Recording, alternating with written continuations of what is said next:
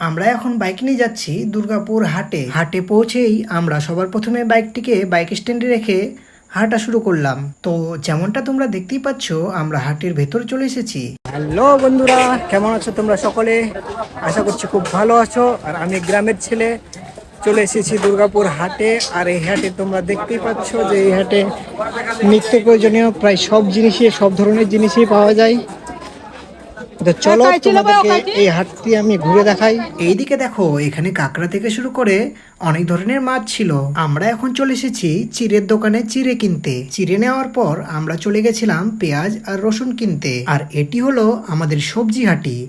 এইখানে তোমরা সব ধরনের ফ্রেশ শাক সবজি পেয়ে যাবে। আর এইদিকে দেখো, এইখানে বাঁশের তৈরি বিভিন্ন ধরনের আসবাবপত্র বিক্রি হচ্ছিল। আর এই দেখো, হাটের ভেতর জায়গায় জায়গায় এরকম কাদা জমেছিল।